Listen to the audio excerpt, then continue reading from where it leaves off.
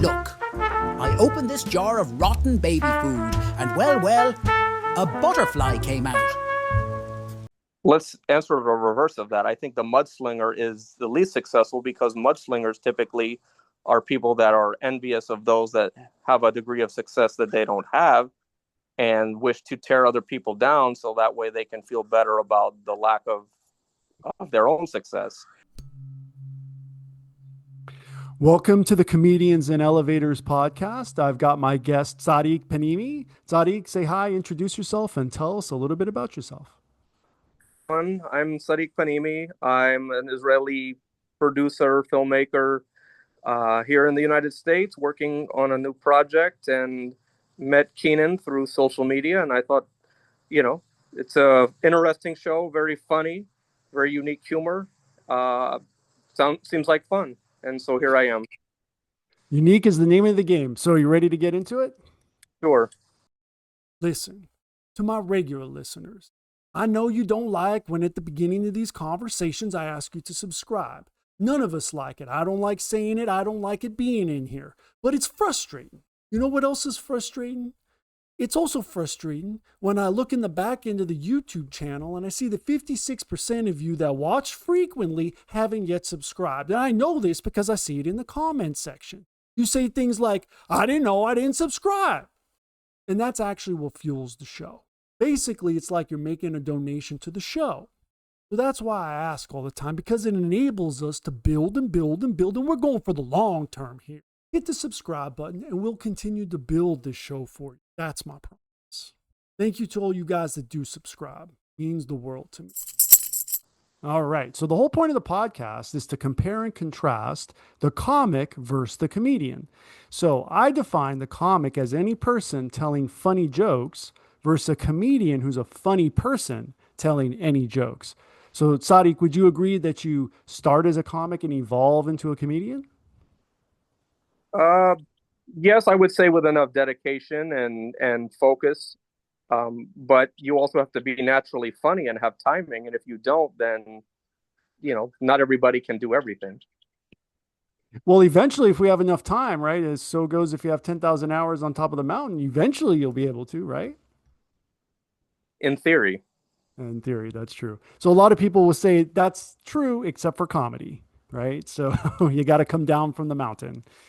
Right. All right. So the first question is about the role of persona in comedy. So how much of the comedian's voice is a character versus their real self? I think it's an exaggeration of something in their core that maybe in private circumstances, they don't always give themselves permission to show, but to be on a public platform, they kind of decide, I'm going to be courageous. I'm going to put it out there because I want to entertain people. And so if it's not natural, then the audience is going to feel like you're deceiving them. And so, being on a stage, being in public, wanting to entertain people, that kind of allows you to tap into that part of yourself that always exists. So, I think that to be a comedian, you're drawing something from inside yourself that you let everybody else see. So does authenticity matter, or is illusion part of the magic? I think it needs to be a combination of both because, illusion is part of fantasy and fantasy is entertainment, but authenticity is something that the audience wants as well because they want to get a sense that some part of what you're giving them is real. That's why so much of what comedy is an exaggeration of human vulnerability, of human flaws that everybody can relate to because everybody can relate to the flaws of being human. I guess that's partly why AI is not yet funny because it can't relate to our flaws, right? Well, because a computer program can only understand, aspects of human nature that can be quantified in code, but human behavior is unpredictable. So that's far reaching from what can be programmed for artificial intelligence to be able to process, I believe. I wouldn't disagree, but some may argue that that random number generator is not actually random either. Well, no, sure. There's conspiracy theories out there, and let's face it, all technology is originally developed with the government in mind or in cooperation with the government, and governments have their own agenda separate from the people. So there can be truth in that also. Well, go with that. All right. So punching up versus punching down. So where do comics versus comedians stand on this? So let me put it in some historical context. Did a jealous medieval prince become the first comedian by killing the court jester? I think it could be argued because the court jester, his job was to entertain, but entertain by heckling those in court as a means of getting a reaction for the sake of entertaining everyone. And the royal, family, whoever that would be, king, queen, prince, they had this, degree of power that was superhuman. And if they felt offended, if they felt they were mocked, then, they would retaliate. But then ultimately all that would do is just reinforce what the court jester was doing anyway, is to more or less point out, look, the biggest joke is the person that's got our lives in their hand. Definitely. I mean, so yeah, you don't want to kill the jester, but that might be the way to make the joke profound, right? So is the audience's agreement with the comedian a form of permission or alignment? Yes, because I think in that moment, what the comedian is presenting, the audience is receiving as, we've met on a same plane from different places, and we kind of have a common connection. That's what I was saying as far as authenticity, is that if the audience can relate to what the comedian is showing, then that allows for there to be a connection between both sides. Okay. So how about cultural translation of comedy? So how do jokes that work in one country bomb in another? Because you have to keep in mind that most cultures are something that's interwoven from history and the dominant religion of that particular region or that particular nation. And so, if certain things are not cultural norms or are prohibited or looked down upon by the religion of that particular nation, then there's not going to be the success in humor that the comedian or the comic would want. And so it has to be fine tuned for the audience. That's why any comedian, any comic, they have to understand first to know their audience. And this is something that even filmmakers have to know, that, okay, certain scenes, they work in this region, they work in these countries, but maybe we need to cut these scenes out when it comes to other countries because it's going to be received differently. That's a good call out about regional edits, right? If you're making some a global production or to be put out there for the whole planet. So would you say truth is the meaning of facts? Um, Not necessarily, because facts require there to be some degree of uh, um, documented evidence of whatever's being put into the to bear into the population, is to say, okay, this is what we've established as being able to be proven. But things that would be considered facts, ultimately they gain an audience by whoever has the dominant voice. So that's why they say, for example, the winners of a war write the history. So if you are portraying something, or you believe in something, or you're trying to accomplish something, but you're silenced or you fail in trying to liberate people like-minded to yourself, then that affects what the actual truth that's presented, what it ends up to be. Agreed on that. So are comics more universal while comedians are more culturally specific? Um, I think so, because once you've gotten to a point of being a professional, then you're going to be fine tuned into the audience in your niche, because there are, comedians that, they have a shtick. with like a theme, like this is what they're known for. And so that's something that normally comes about because of the audience that most relates to them, that they build their celebrity or their fan base from. Okay, I'll go with that. So crowd work versus crafted work. So if comics riff like influencers in the comments section and comedians perform like in reaction videos, where is the sweet spot? Mm. Well, really, I think it's testament to the person's skill, because somebody can be, a novice versus an expert. But if you lose touch with your audience, if you lose touch with, the human element that allows you to, um, purvey your craft, then that's going to affect how in touch you are with your audience, and to where you would either gain more of a fan base, or you would lose a fan base because they feel like, okay, he lost it or she lost it. They don't understand, and things like that. Hmm. Okay. So what happens when a comic leans too much into crowd work? I would think then maybe they are going to be perceived as trying too hard, because if you try too hard, it's not funny. I'm wondering what an example of trying too hard for the crowd work would look like, right? Is that Okay, not well, giving up?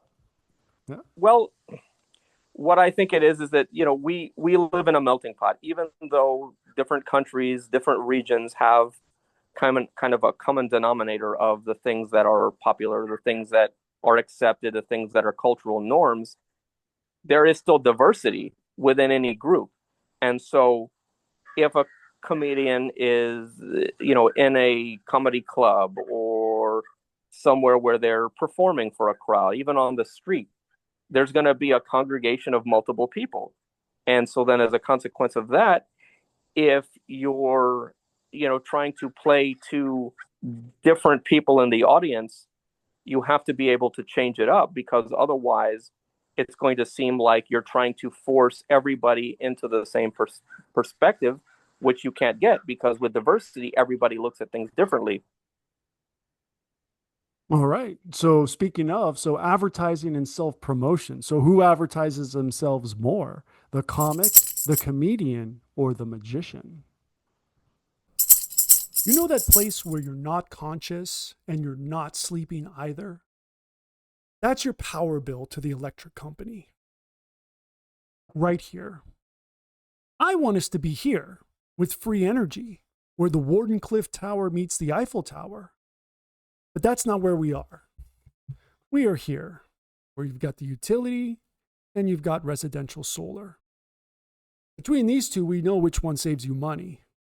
This is where we can go in the meantime. But this is where I want us to be now, and this can be done now. So let me deputize you to represent DOSE, Department of Solar Efficiency, and let's get on the podcast and get the message out today. See you soon.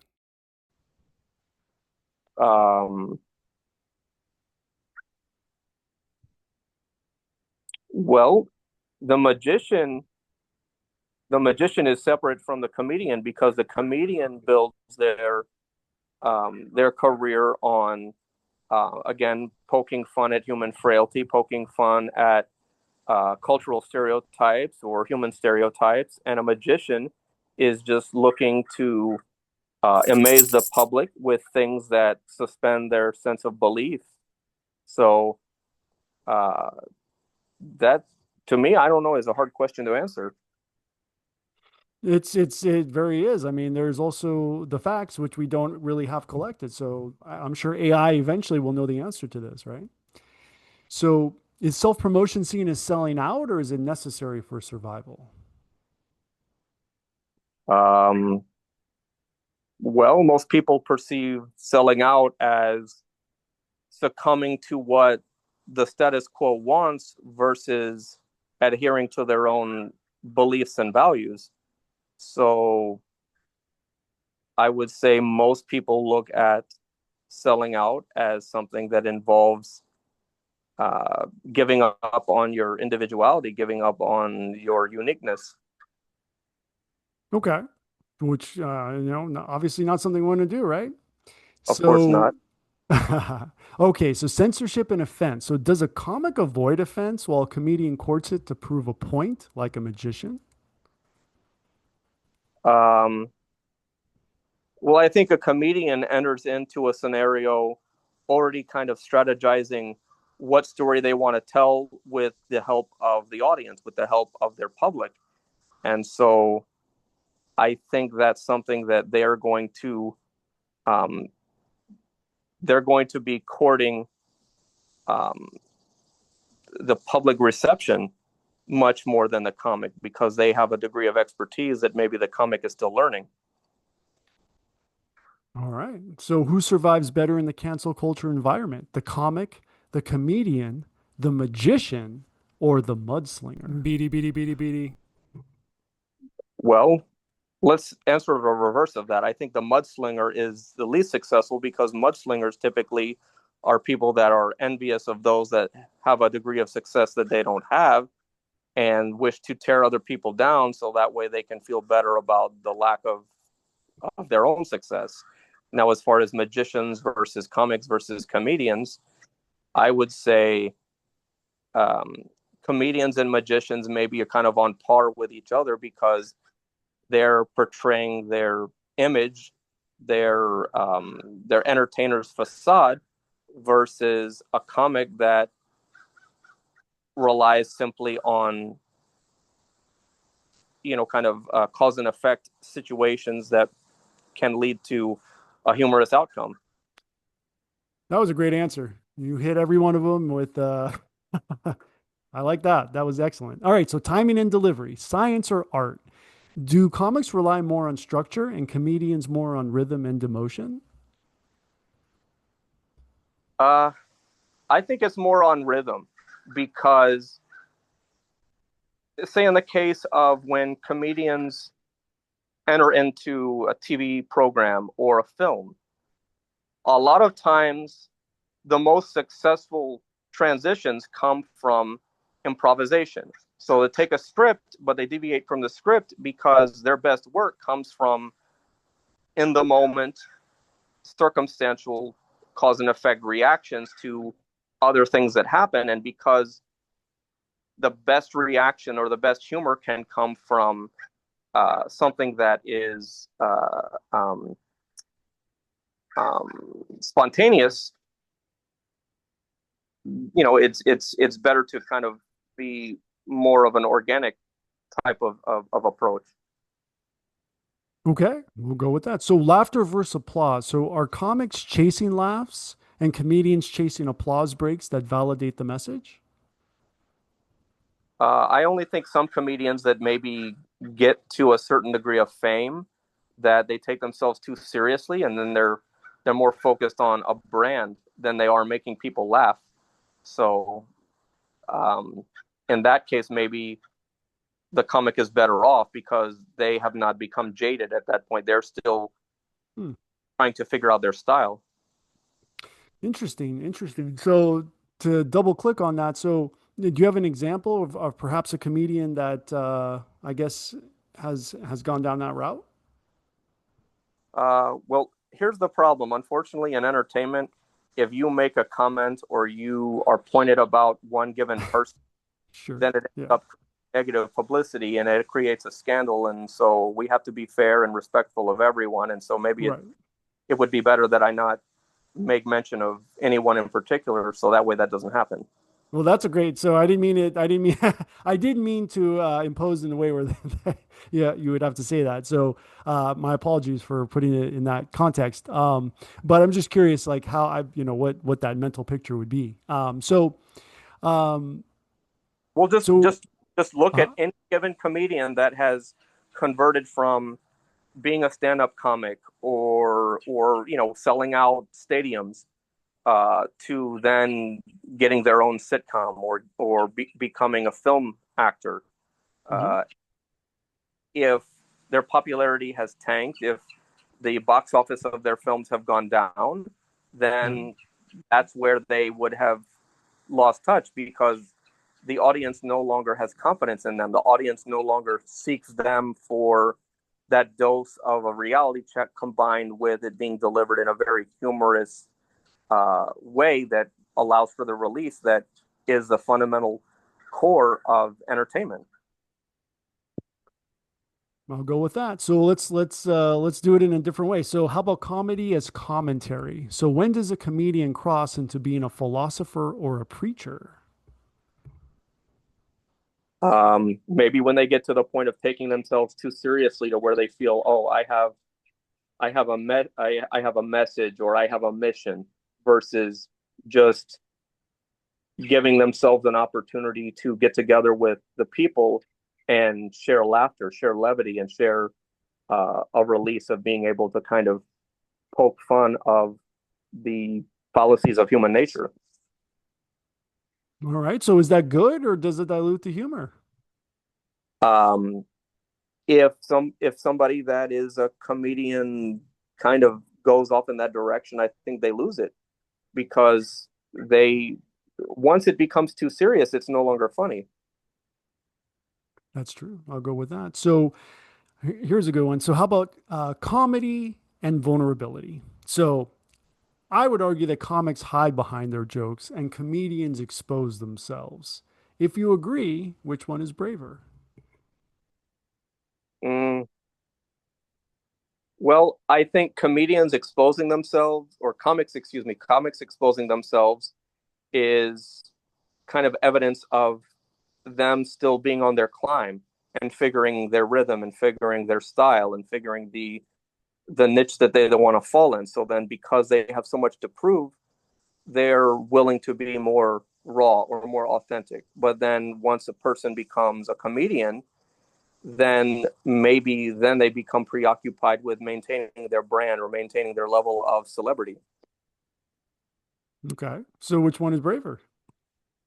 Then I think in that case, the comic is braver because they have less conditions that they're imposing on themselves to hold back from the authenticity that is what launched them into a public, position. Okay. So here on the Comedians and Elevators podcast, we have a tradition where the previous guest has a question for the next guest. And so the previous guest was Rick Neasley. And his question to you, Tzadik, which he doesn't know yet, or at least not from the show, is, are my questions too esoteric?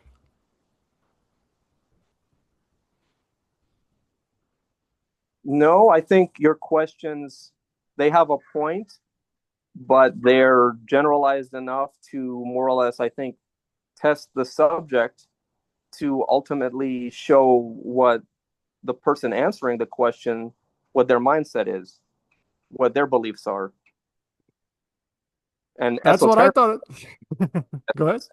So esoteric would more or less have to do with some degree of like a doctrine or a spirituality, or like an effervescence of something less, more inexplicable.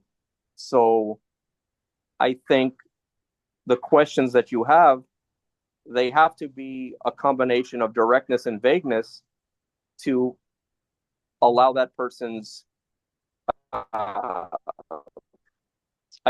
structure to spring forth in the answers that they give you. Well, I like that. I feel like you've defended my position. So, last question. So, legacy. Who gets remembered? Will the comics tight five survive time, or will the comedian's cultural point of view be more timeless?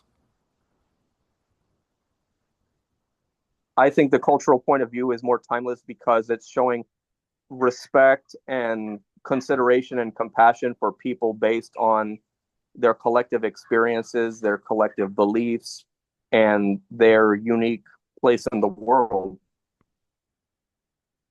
All right. So, Tzadik, where can everybody find you online? They can find me on my Instagram, which is at Tzadik_Penimi.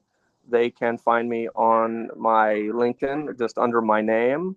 I have my personal website, which is myname.com, or for my studio, which is Production 27, tzaddikstudios.com. I'm all over, so give me a visit. Awesome. Well, Tzadik, thank you so much for being my guest. And for everybody else, please like and subscribe. And we will see you in the next one. All right. Thank you for